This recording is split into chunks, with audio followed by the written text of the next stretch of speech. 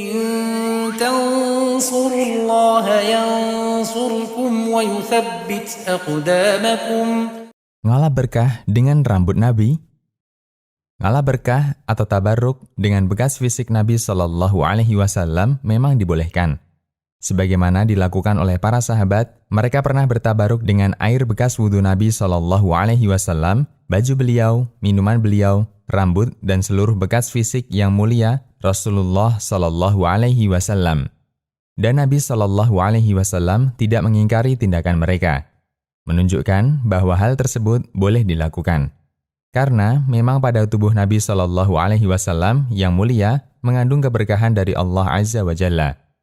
Sahabat Anas bin Malik radhiyallahu anhu pernah menceritakan, suatu saat Nabi Shallallahu Alaihi Wasallam berkunjung ke rumah kami. Lalu beliau tidur siang. Beliau berkeringat ketika itu. Kemudian ibuku mengambil botol dan mengumpulkan keringat itu di dalamnya. Nabi Shallallahu Alaihi Wasallam terbangun dan bertanya, Ummu Sulaim, apa yang sedang kamu lakukan? Ini adalah keringat Anda ya Nabi, jawab Ummu Sulaim.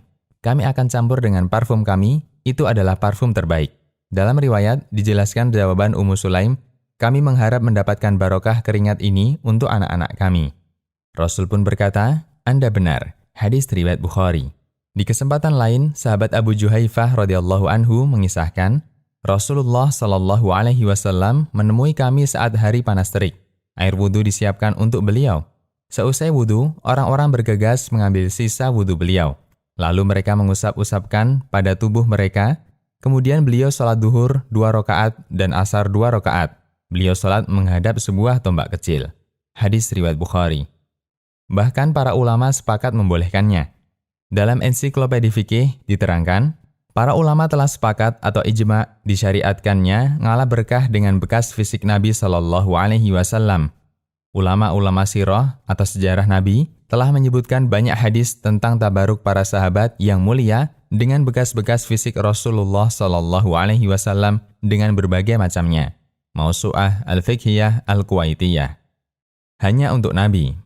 Tabaruk dengan fisik atau bekas fisik manusia tidak boleh dilakukan kecuali kepada fisik yang mulia Rasulullah Shallallahu Alaihi Wasallam.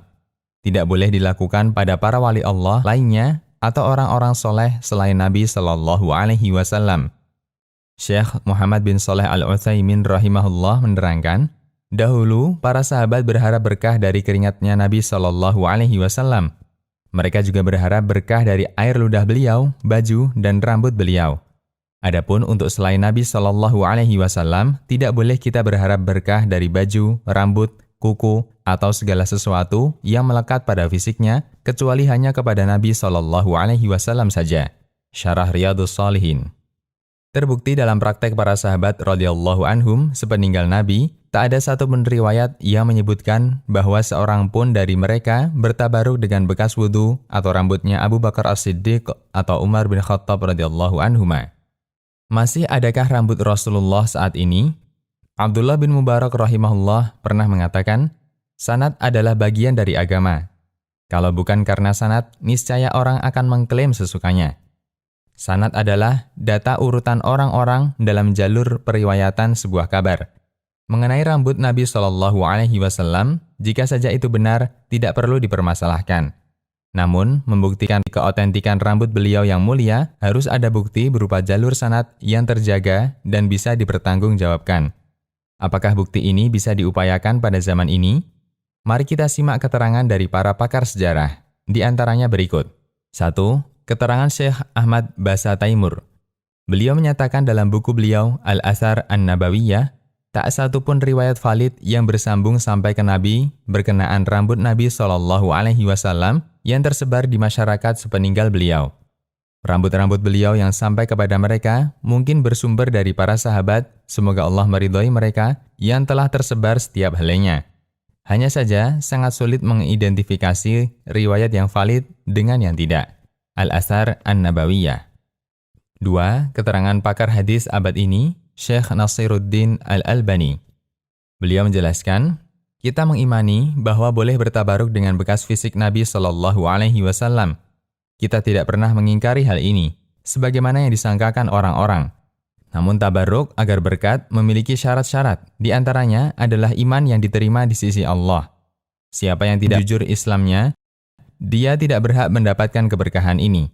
Disyaratkan pula untuk mereka yang ingin bertabaruk dengan bekas fisik Nabi Shallallahu Alaihi Wasallam untuk benar-benar mendapatkan benda tersebut, kemudian menggunakannya untuk wasilah mendapat berkah.